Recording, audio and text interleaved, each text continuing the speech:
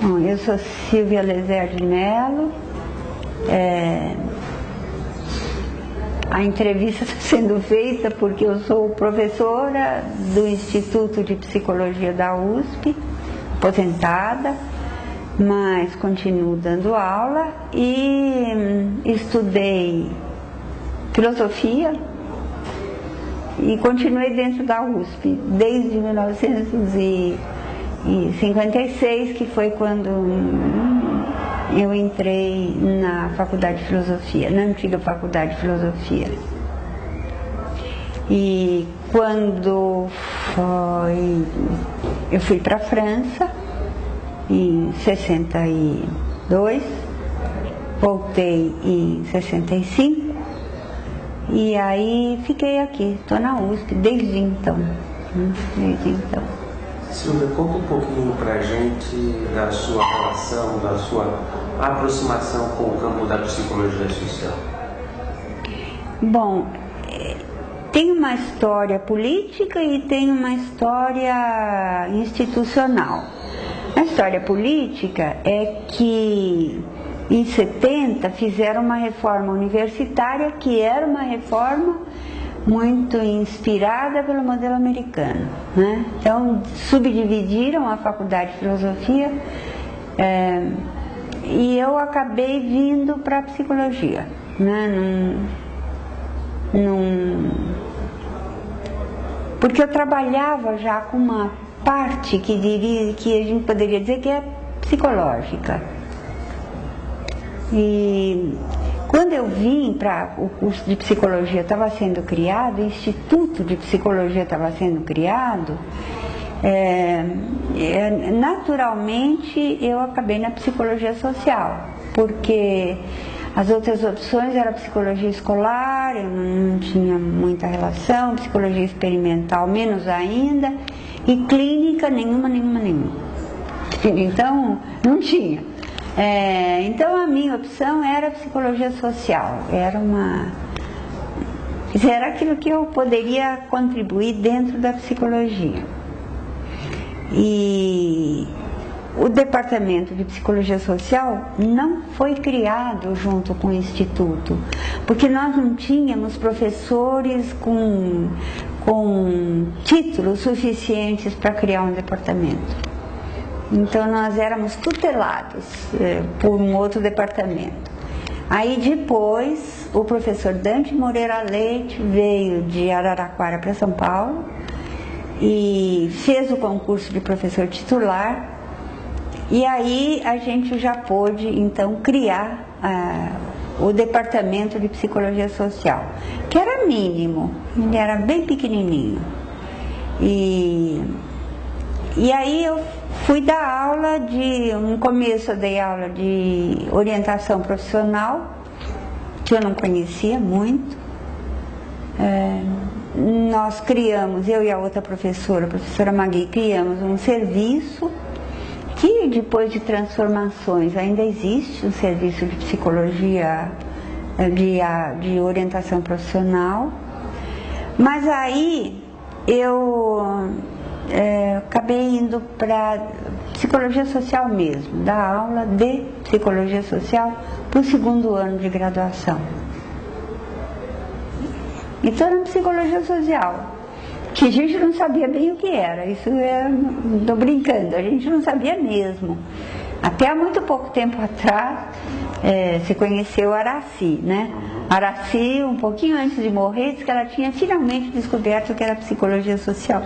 Então, na verdade, a gente foi construir uma psicologia social, né? Eu, a Ecleia, a Zélia, a Maria Helena, o Steiner, mas o Dante, e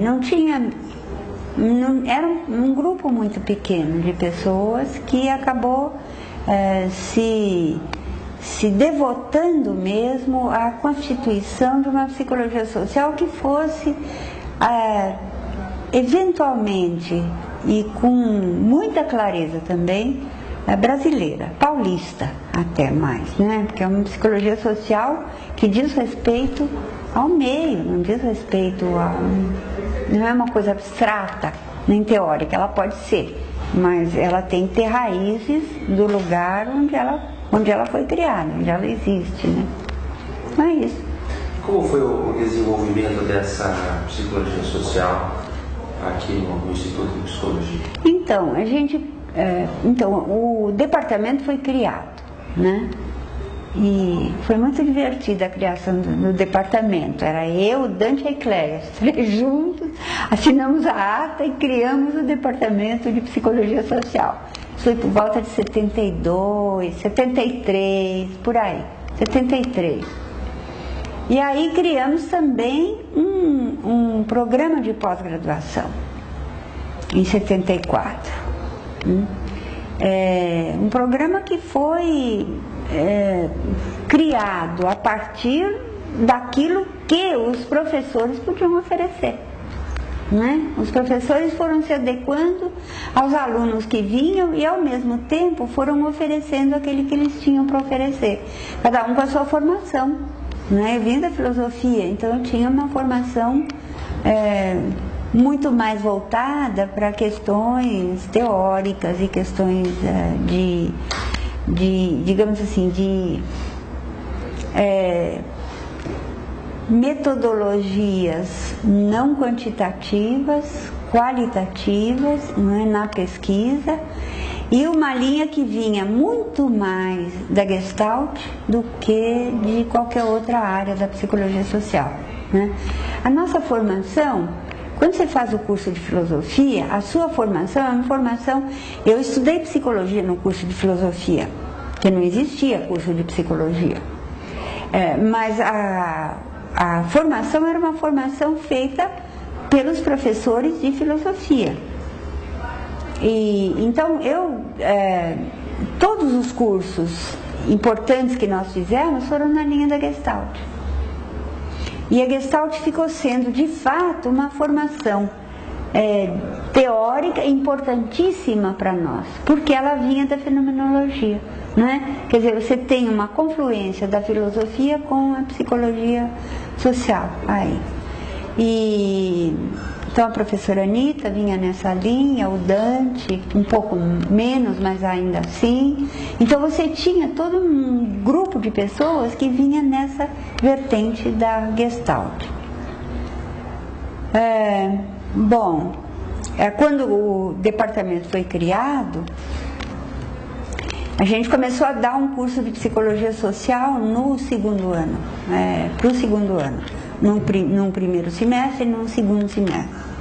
E no primeiro semestre, ainda hoje, era a professora Ecléia que desenvolvia lá os trabalhos dela. No segundo semestre eu fiquei responsável, eu dava, já trabalhava com... primeiro a Gestalt, sim, com certeza, mas a gente já trabalhava com uma vertente um pouquinho política, porque a gente estava em plena ditadura, né? Então, introduzia alguns textos críticos. O Goffman era um que era passável. O Goffman é crítico, mas ele não digamos assim, ele não é identificado como um revolucionário. E a gente, por baixo desse caminho todo, a gente introduzia temáticas políticas também. O trabalho, não é? Alienação. Eram temas que a gente ia introduzindo com temor, de certa maneira, mas que introduzia nos cursos de psicologia social. 74 era uma época pesada. Pesada mesmo. Silvia, você podia falar um pouquinho sobre os desafios da psicologia social na atualidade? Então, eu penso, Eric, isso é uma coisa que eu teria que confirmar, mas eu penso que a psicologia social, houve um determinado momento em que ela se expandiu, a partir do fim da ditadura também, né? Havia uma psicologia social voltada toda ela para a reprodução da psicologia funcionalista norte-americana. Se replicava experimentos, né? Usava-se um manual Kresch e Crutchfield, que era um manual americano de psicologia social, no segundo ano, e a gente acabou com isso. Eu e a Eclésia demos um fim a isso, entende? Começamos a trabalhar com outras coisas. E começamos a ter digamos, um pouco de apoio no Dante. O Dante foi eleito diretor do Instituto e deu muito apoio para o departamento, né? Então se criou uma área importante naquela época, que era a área de exatamente de orientação profissional, né? Com a vinda, né, de um argentino. Agora você me desculpe, Eric, Bohoslavski. O Bohoslavski veio para o Brasil, né? E ele passou a ser empregado no curso de psicologia social, de orientação profissional, e era uma vertente bastante avançada, com psicanálise, mas bastante avançada também na área de psicologia social, com os argentinos, né, o Pichon, essa gente toda que era a formação argentina. Outras áreas que se desenvolveram, nós tínhamos um professor que veio das letras, o professor Philipson, que dava linguística. Então foi uma outra área da psicologia social que começou a se desenvolver, ganhou um bom desenvolvimento naquela área, naquela época, e a Zélia, que trabalhava com o Piaget e fazia essas aproximações com a psicologia social. Posso estar esquecendo muita coisa. Se você falou que esses autores argentinos eram bem avançados para a época, por que você considera esses autores avançados? Naquela época eram. Em 70 e poucos, era primeiro, o Pichon era um pesquisador de esquerda. Há toda uma psicanálise que tem uma vertente progressista muito grande, né? Uma vertente até mesmo revolucionária.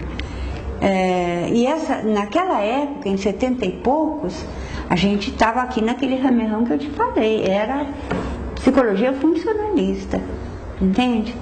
Era psicologia da importação americana. Então esses psicólogos, eu estou esquecendo alguém que eu acho que é importante, Breher, né? Esses psicólogos que vieram para o Brasil e foram publicados aqui, eles representaram uma abertura que você não pode fazer ideia na época, sabe? Representaram abertura para um mundo em que as questões políticas se colocavam. As questões que eram, na época, para nós super importantes. Para nós eram mais do que importantes, era aquilo que contava, né? Então, eles tiveram essa importância grande de abrir essas linhas de pesquisa, de investigação, de aplicação, né? Pesquisa, de trabalho mesmo. E eu acho que isso foi fundamental. Fora isso que eu estou te dizendo, quer dizer, na verdade, a gente lia Marcuse. Antes de vir para a psicologia, eu já dava Marcuse para os meus alunos, quando eu dava aula lá para os alunos da pedagogia. Então, essa introdução, eu nunca estudei esses psicólogos, não conheço bem, mas essa introdução da psicologia institucional, da discussão do grupo, tudo isso foi muito importante para nós.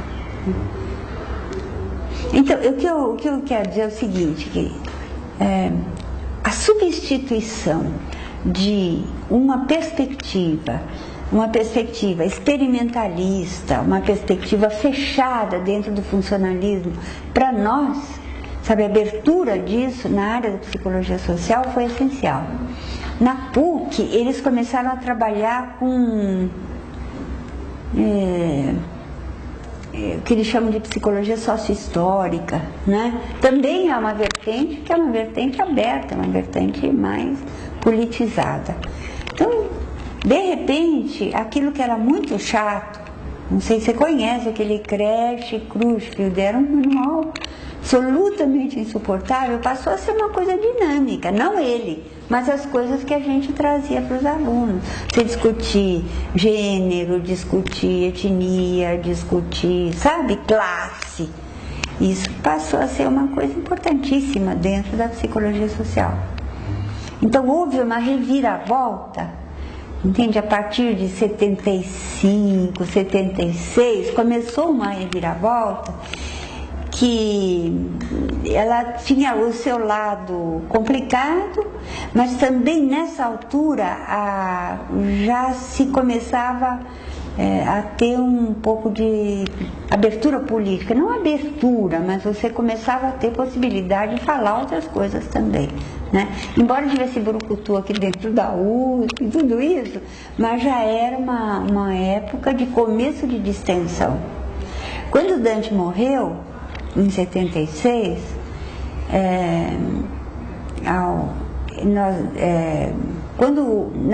quando o Vladimir Herzog morreu, a abertura ficou muito evidente, porque não dava mais para eles segurarem, foi muito bonito aquilo. E nós estávamos saindo da USP para ir numa missa que ia ser na catedral, e os brucutus fecharam as pontes, você não chega. Eles fecharam esta ponte, fecharam aquela ponte, fecharam outra ponte, né? Eu estava indo com a Ecléria, tudo parado, a gente não conseguia chegar de jeito nenhum. O Dante também estava indo, parou, foi brecado, né?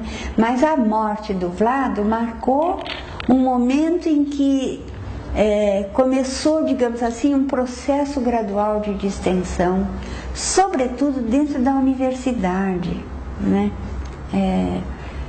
Já começou, você ainda tinha perseguição, você ainda tinha gente que não era contratada, mas aqueles processos radicais de mandar o pessoal embora, de punir, de aposentar, isso já tinha acabado. A psicologia social é fruto disso.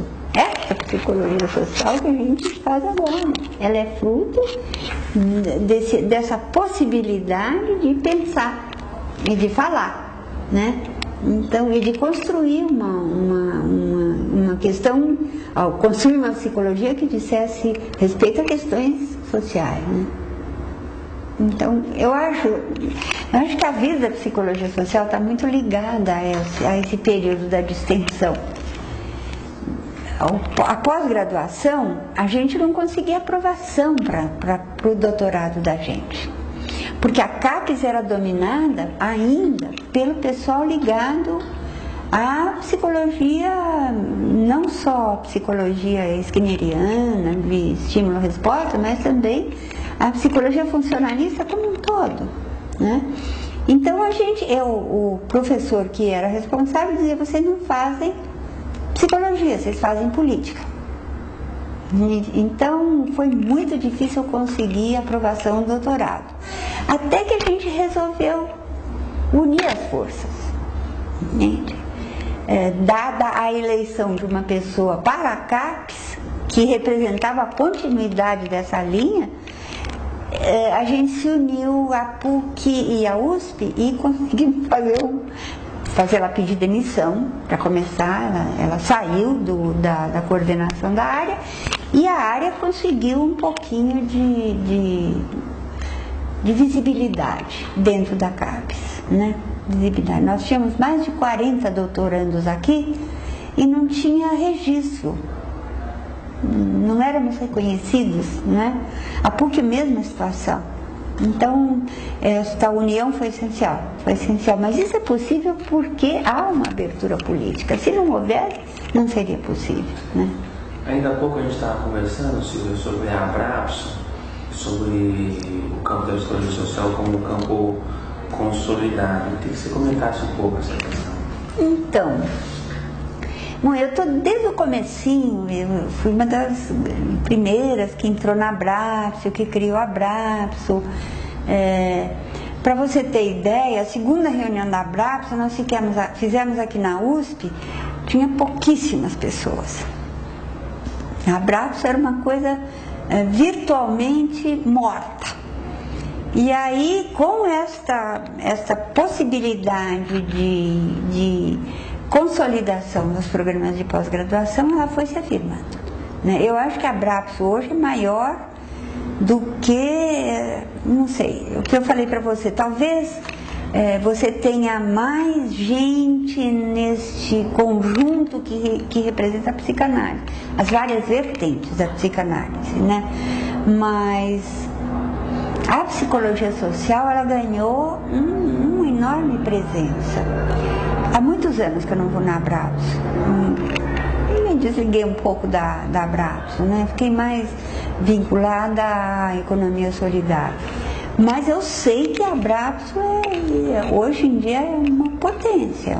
Ela publica, faz publicações, publica os livros das áreas, né? Então eu não sei exatamente para onde ela caminha, não tenho ideia, mas a impressão é que ela é em termos da psicologia, no Brasil todo, ela é uma grande possibilidade de trabalho entre os professores da área, né? Eu não concordei muito desde o começo com esse formato que eles deram à Abrapso. Eu achei que a Abrapso tinha que ser mais aberta, não podia ser só grupinhos, tudo. Mas eu fui voz vencida nisso, não consegui fazer prevalecer uma Abrapso mais democrática, né? Mas eu tenho a impressão que mesmo nos moldes em que ela funciona agora, ela funciona bem. Para onde ela caminha, não sei, Eric. Não sei. É que eu digo a você, eu acho que a psicologia social, ela é, por natureza, pela sua própria definição, ela tem que ter aberturas para as áreas outras da psicologia e das ciências humanas, né? Senão ela fica muito limitada, tenho a impressão. Eu vejo na área do trabalho, por exemplo, eu vejo isso a partir da minha experiência com a economia solidária. A economia solidária é necessariamente inter e multidisciplinar. Quando você vai numa reunião da rede de incubadoras de economia solidária, a coisa mais bonita que existe é que cada grupo vem de um lugar diferente. Você tem engenheiro, dentista, veterinário, biólogo, você tem de tudo ali, entende? É uma área que demanda esse multi-olhar, essa multiplicidade de horário. Eu acho que a psicologia social tem que caminhar no mesmo sentido.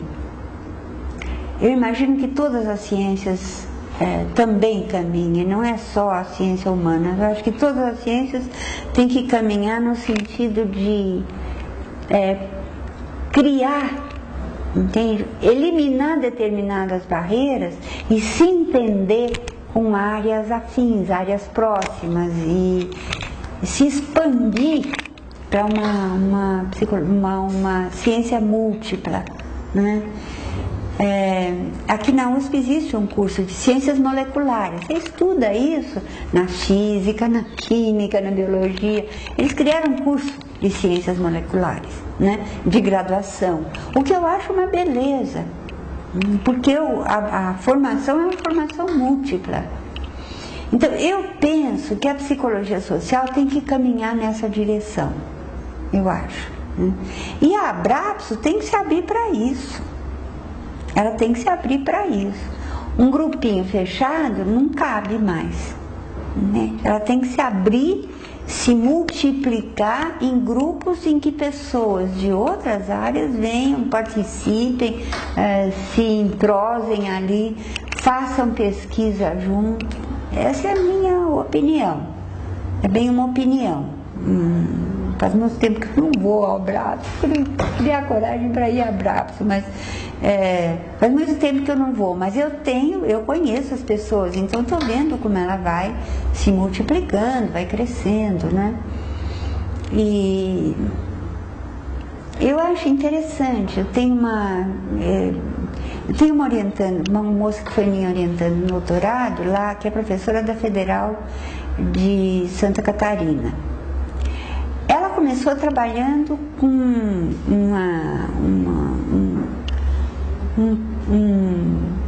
uma questão, que era uma questão que dizia respeito à questão de gênero, mas não era gênero, entende? Ela estava trabalhando com a questão de o que o trabalho feminino traz para dentro da família, que modifica a posição do homem, né? Modifica a posição dele dentro da família. Então, esse tipo de questão, ela tem que se abrir mais, ela tem que pedir ajuda da antropologia, sabe? Pedir ajuda da sociologia, e para poder ficar mais recheada, com mais densidade, que não só respostas de cunho psicológico, né? Não sei se... Não esclarece isso. Silvia, você agora no auge da sua maturidade intelectual, tem se dedicado bastante ao estudo da literatura, né? Tem disciplina na pós-graduação sobre o Franz Kafka. E eu queria saber um pouco o que te leva para esse caminho, e como é que você vê a importância da literatura no curso de pós-graduação da área de psicologia social. Então, Érica, eu vou te dar uma resposta dupla. Em primeiro lugar, eu vejo a importância de um tema que nós introduzimos no segundo ano, que era a família. Não existia isso na psicologia, desculpa eu estar puxando para outra, mas é verdade, quer dizer, não se falava de família. Para mim, família é nuclear. Como a gente começou a propor o estudo da socialização, como é que você vai falar de socialização sem falar de família? Né? Então, a introdução do tema da família, a partir da psicologia social no segundo ano, deu ensejo à criação de um laboratório de estudo sobre a socialização e tudo mais. Eu penso que a literatura, ela é central na vida da gente. Não é na minha vida, ela é... Existe um artigo do Antônio Cândido muito bonito que diz: o direito, entre os direitos humanos está o direito à literatura. Porque é verdade, a leitura, o compartilhar um mundo de outra pessoa enriquece demais a minha percepção do meu mundo, né? Enriquece demais a minha percepção do mundo, da vida. E então, o Kafka foi um acaso.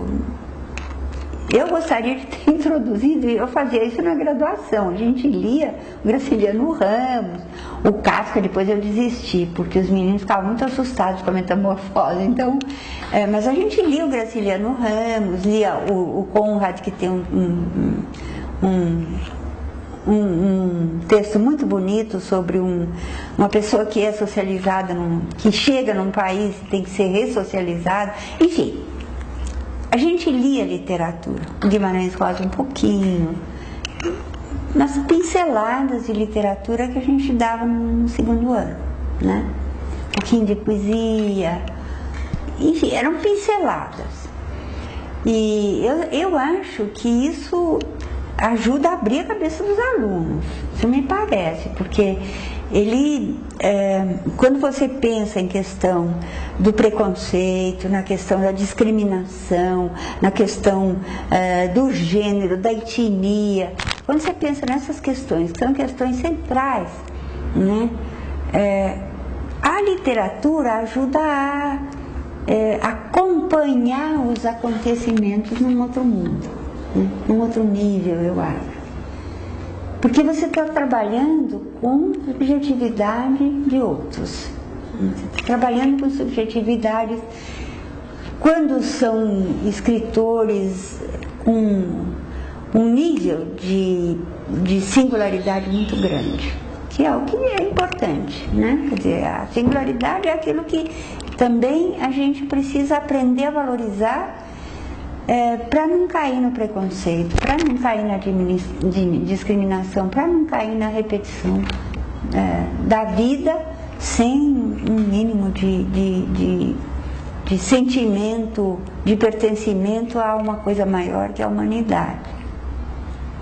Eu sou velha, sou humanista ainda, né? Ainda acredito nisso. Eu acho que os homens são capazes de criar esse mundo, mas eles são capazes de criar um outro. né? Como foram eles que inventaram, eles são capazes de reinventar, recriar, refazer e criar uma outra sociedade melhor, mais justa, né? Então o Kafka entrou um pouco assim. O Kafka tem uma característica que é a dos pequenos textos, né? Das pequenas narrativas.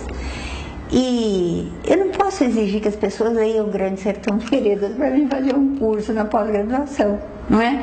Ou mesmo o processo do Kafka ou o Castelo. Mas as pequenas narrativas a gente pode fazer, eu tenho feito isso, né? Feito a leitura na sala de aula, que é muito gostoso. Os próprios alunos vão lendo. E as pequenas narrativas do Kafka, elas são, elas dão um sabor à literatura que é único. Não tem ninguém que faça o que ele faz, entende? Então é isso basicamente que me levou a propor um curso de Kafka. Em segundo lugar, é porque ele é tão fantástico, ele é tão maravilhoso, que a gente aprende com o Kafka a respeitar a ambiguidade. Não é? Quer dizer, o que é ambiguidade? Sabe? Ambíguo, não é? A gente aprende com o Kafka a respeitar a ambiguidade, que é um sujeito mais ambíguo do que aquele, impossível, né? E então, isso, do ponto de vista da psicologia, é fantástico. É a abertura de um mundo que você lê na psicanálise. Quando o Freud fala da ambiguidade, é uma coisa. Quando o Kafka expõe abertamente a sua ambiguidade, é outra coisa, né? Há possibilidade, claro que o Kafka, o Freud acerta em cheio, mas o Kafka faz você penetrar nesses mecanismos, que são os mecanismos psicológicos da ambiguidade, né? E então eu acho que o Kafka, do ponto de vista da psicologia, ele é fantástico na possibilidade de mostrar que o mundo não é aquilo que ele parece ser, isso em primeiro lugar, não é bem assim, né? E quando ele vai caminhando, quando você lê uma pequena narrativa, eu estou me lembrando agora daquela narrativa do rato, que diz, o mundo era tão grande quando eu comecei, agora as paredes vão se aproximando e eu caminho para o meu fim. Aí o gato diz, bom, você podia mudar de rumo, não muda, o gato come. Essa ideia, ela é fantástica. Quer dizer, você pode mudar de rumo. Quando você vê o mundo se fechando, de repente você pode parar e mudar de rumo. Não é impossível. Talvez seja difícil, mas não é impossível. Então esse tipo de cutucada que o Kafka dá, com toda a dificuldade que a gente tem para ler o Kafka, porque eu li com os meninos agora a Colônia Penal. E aí nós abrimos uma discussão. Foi super legal, porque cada um, tinha gente que disse, comecei a ler de noite e não consegui dormir, porque é horrível aquilo, é terrível. Então os outros não, eu já achei que tinha lá a sua graça. Então foi uma discussão muito, muito interessante. É um texto horroroso em termos humanos, é um texto terrível. É o juízo de Jeová caindo em cima da gente, escrito na sua pele. Mas foi tão bom para os alunos, porque primeiro, eles descobriram que aquilo é palavra, é literatura, não é? Segundo, mas ao mesmo tempo dá uma impressão de realidade. Então, deu para a gente encaixar essa discussão sobre a realidade, entende? Porque ela é essencial. A literatura é literatura, mas ela é feita de palavras, né? Agora, ela não é feita de acasos, ela é feita de palavras que têm um apoio qualquer na realidade, né? Mesmo que você imagine um ser que não existe, como o Kafka imagina, o Odradek, esse ser é descrito com palavras que são palavras que nós criamos, que tem um apoio na realidade, né? Então é muito bom. Quer dizer, faz os alunos... tem uma moça que disse, eu vinha na aula, eu saía muito mal. Eu ia buscar meu filho na escola, apertava ele. Eu saía muito mal das suas aulas. Agora ela já descobriu que, primeiro, ela tem que apertar o filho mesmo.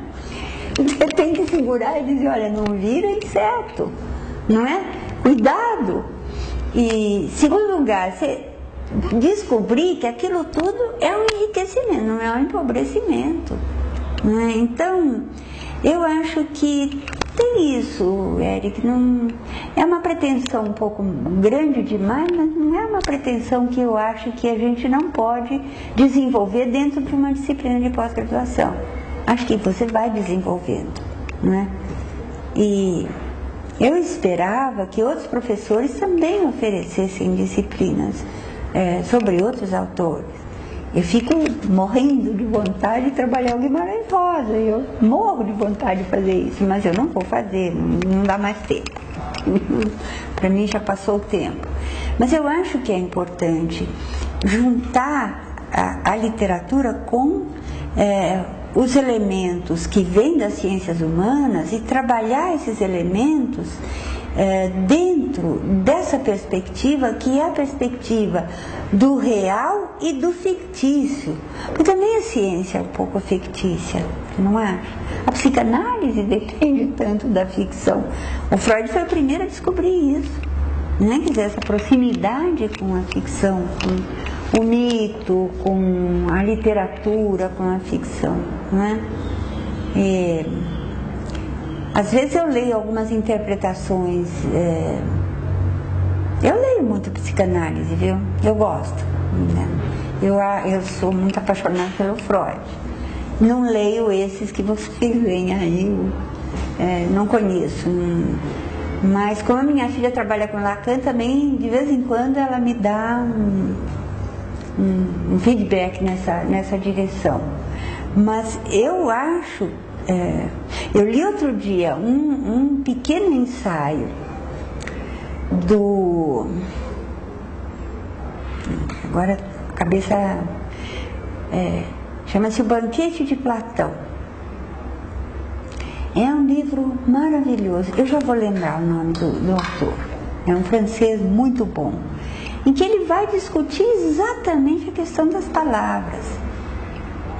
Então veja, a filosofia ela está ali com a psicologia, a literatura está ali com a psicologia e com a filosofia e com as outras ciências, com a sociologia, a antropologia.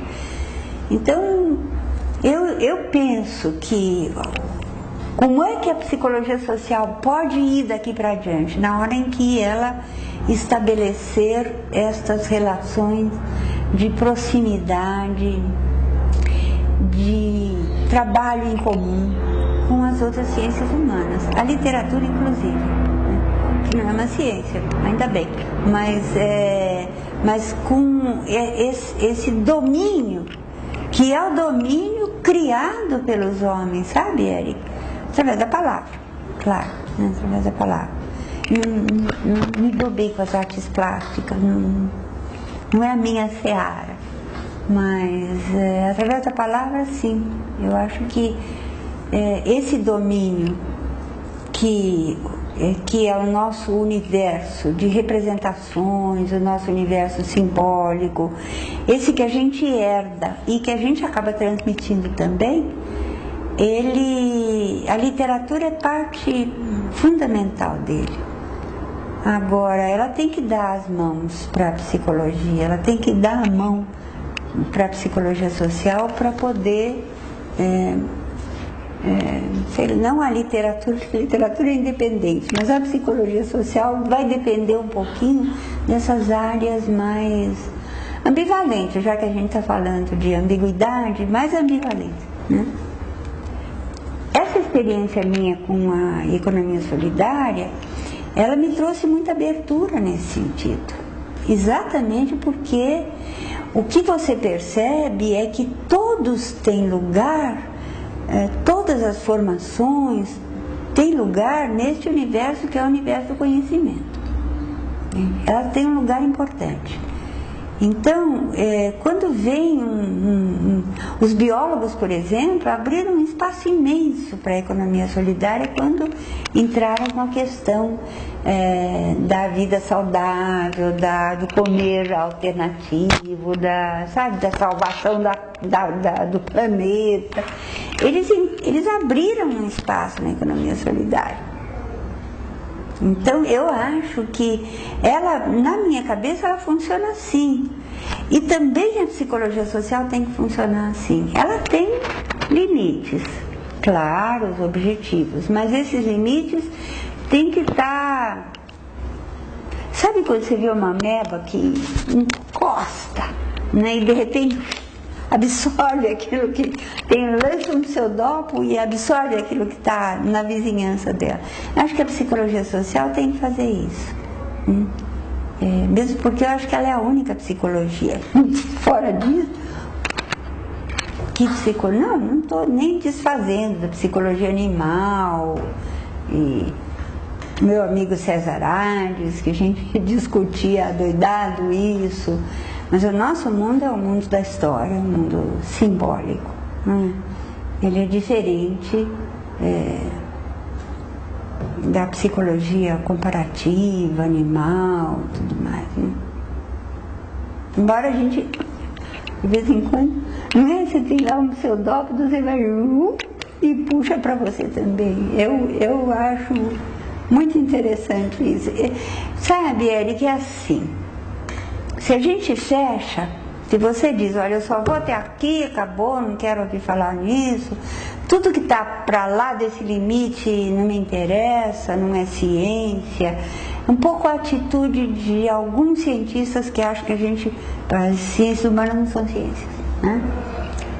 Se você faz esse tipo de movimento, de fechamento,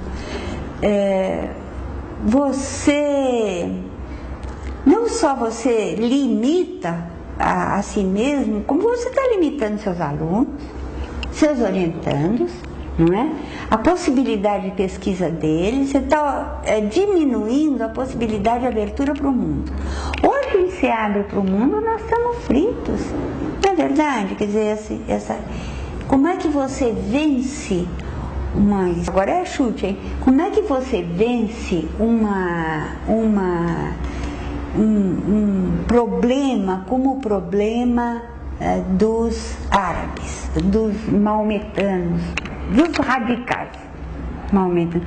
Como é que você vence a ideia de que aquilo é a única verdade? Como se fez com o cristianismo. O cristianismo fez isso.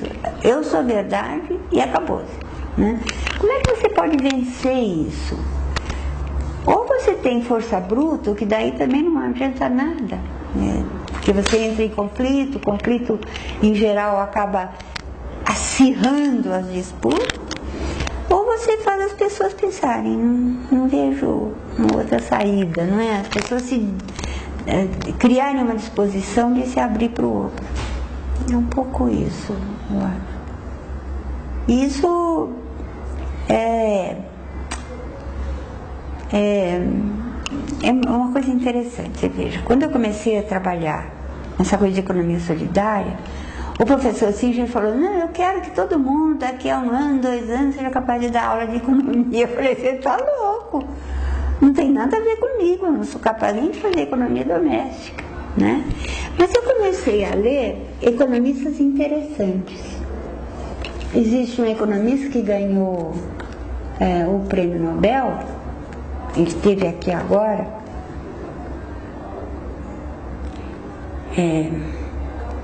isso é um problema da minha memória, estou velha, de vez em quando ela falha, quando eu quero lembrar o nome eu esqueço. Mas ele pensa o mundo a partir dessas aberturas. Ele diz que a possibilidade de você sair dessa miséria Ele é indiano, então ele sabe o que é miséria, né? De sair da miséria, de estabelecer um mundo mais justo, ele está ligado à expansão de direitos. Ele está ligado à expansão de direitos.